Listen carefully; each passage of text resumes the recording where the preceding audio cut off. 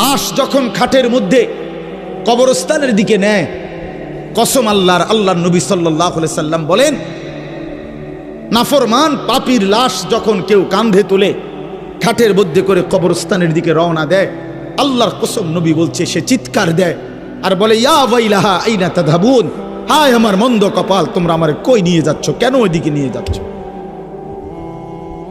রাসূলুল্লাহ সাল্লাল্লাহু আলাইহি ওয়াসাল্লাম বলেন, ওই নাফরমানের চিৎকার আল্লাহর সমস্ত মাখলুকাত, শুধু মানুষ এবং জিন ব্যতীত বাকিরা সবাই শুনতে পায়।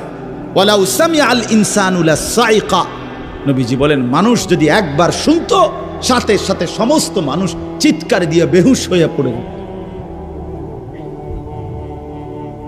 বেহুশ হয়ে পড়ে থাকতো। ওরে ভাইয়া, কবরের আযাব না, শুধু ওই খাটিয়াটা নিচ্ছে এখন মাত্র কবরস্থান, এই সময়ের চিৎকার।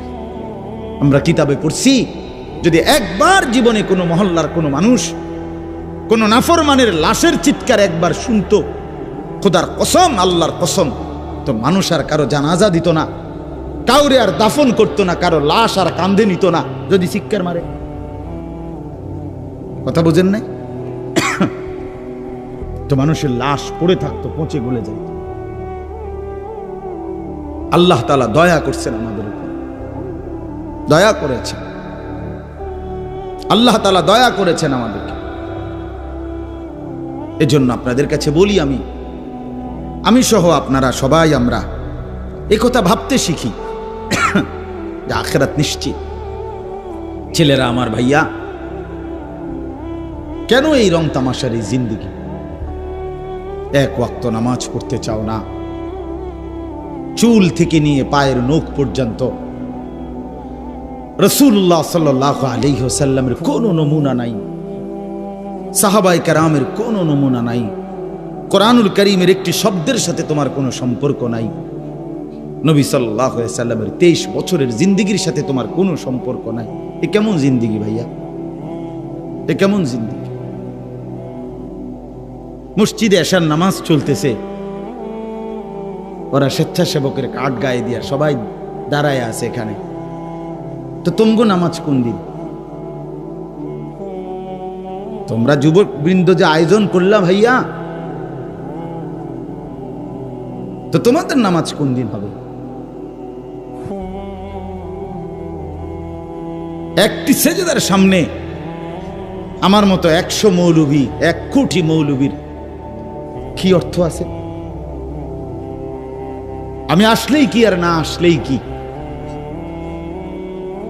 কিন্তু এক সেজদা, আল্লাহর নবী সাল্লাল্লাহু আলাইহি সাল্লাম বলেন, লা সাজদাতুন ওয়াহিদাতুন খায়রুম মিনাদ দুনিয়া ওয়া মা ফিহা।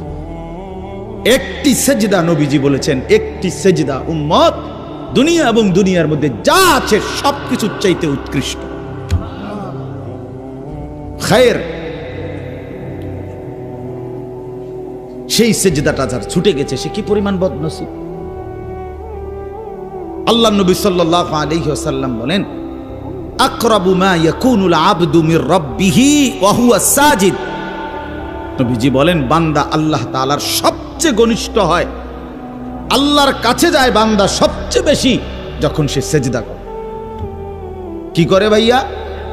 বলেন না, সেজদা করে। সেজদা করলে বান্দা আল্লাহর সবচেয়ে প্রিয় হয়। আর আরবিতে একটা নিয়ম আছে, আপনার কোন জিনিসের পক্ষ দেখে উল্টাটা বোঝা যায়, উল্টাটা দেখে বাওটা বোঝা যায়। তো অরাফুল আশিয়া বিল আদদাদ, তো এটার উল্টা যেটা, তো এটাও তো বোঝাই যায় যে আল্লাহ তাআলার সবচেয়ে ঘনিষ্ঠ হয় সেজদার দ্বারা, তো আল্লাহ তাআলার সবচেয়ে দূরে হয় সেজদা না করার দ্বারা। বান্দা আল্লাহ তাআলার কাছে সবচেয়ে ঘৃণিত হয় যখন সে সেজদা করে না। এই জন্য একটি সেজদা, একটি মাত্র সেজদা, যার দ্বারা 1 রাকাত হয় না। 1 রাকাত নামাজ হওয়ার জন্য 2টা সেজদা লাগে।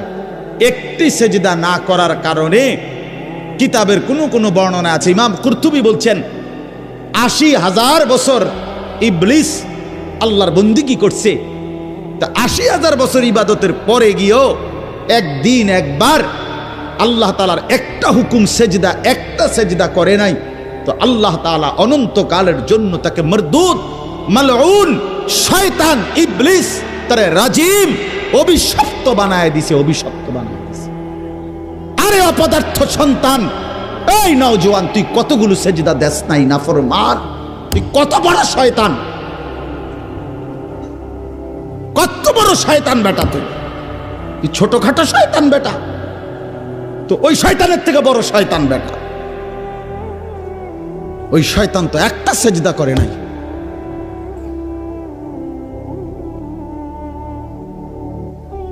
তুমি শয়তান কয়টা সেজদা করো না? কতদিন হয় ফজরের নামাজ পড়ো না? কতদিন হয় বলো? এখন ছেলেরা দাঁড়ায় দাঁড়ায় বলো ফজরের জামাত কয়টায়? কতদিন হয় মসজিদে ফজরের নামাজের জামাত পড়ছো? হ্যাঁ, রাসূলুল্লাহ সাল্লাল্লাহু আলাইহি ওয়াসাল্লামের স্পষ্ট হাদিস, ফজরের নামাজ মুমিনের নামাজ। ফজর যে পড়ে না, নবীজির স্পষ্ট সিদ্ধান্ত, সেটা মুনাফিক, পাক্কা মুনাফিক, যে ফজর পড়ে। রাসূল বলছে যে ফজর পড়েন এটা খবিস, খবিসান নফস, খবিস। নবীজি বলছে যে ফজর পড়ে না এটা কাসলান, অলস, অপদার্থ। নবীজি বলছে যে ফজর পড়ে না তার দুই কানে শয়তান মুত্তা দেয়। বালা শাইতান ফি উদুনাইহি, আল্লাহ রাসূল বলছেন সাল্লাল্লাহু আলাইহি ওয়াসাল্লাম, যে ফজরের নামাজ পড়ে না তার দুই কানে শয়তান কি করে দেয়? প্রস্রাব করে, পেশাব করে দেয়। খবিস, এটা খবিস, নিকৃষ্ট খবিস।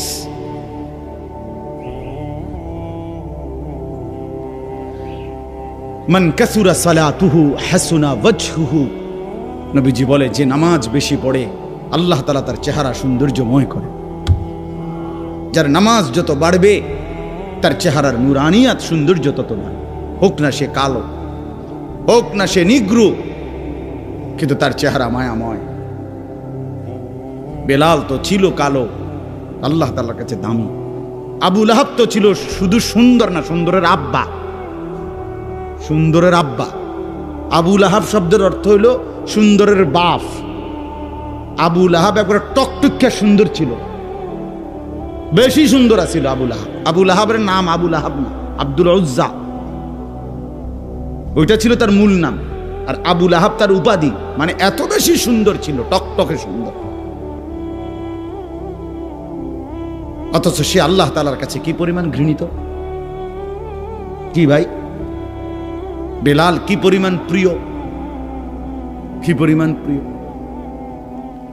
কোরআন শরীফে আছে সূরা নিসার মধ্যে 69 নম্বর আয়াত, এক হাবশী সাহাবী, এই কালো নিগ্রু সাহাবী, আফ্রিকান হাবশী সাহাবী, একদিন নবীজিকে, এক সাহাবী আল্লাহ নবী সাল্লাল্লাহু আলাইহি সাল্লামকে একদিন বলছি, ইয়া রাসূলুল্লাহ, আমার একটা প্রশ্ন ছিল, কথা ছিল।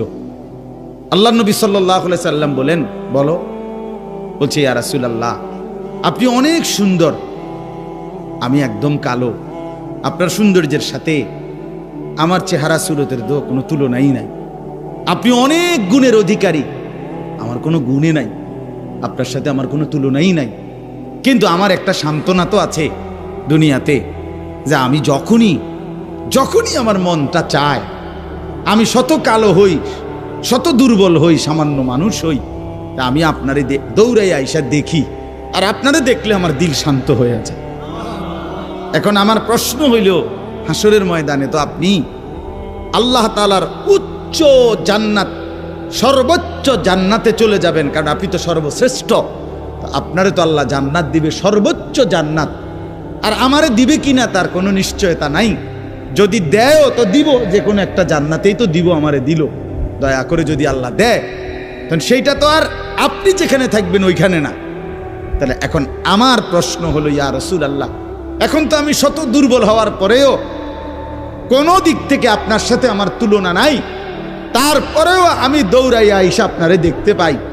এখন জান্নাতে যাওয়ার পরে আপনি থাকবেন কত উঁচা জান্নাতে, সেখানে তো আমি আপনাকে দেখব না, আমি থাকবো আমার জান্নাতে।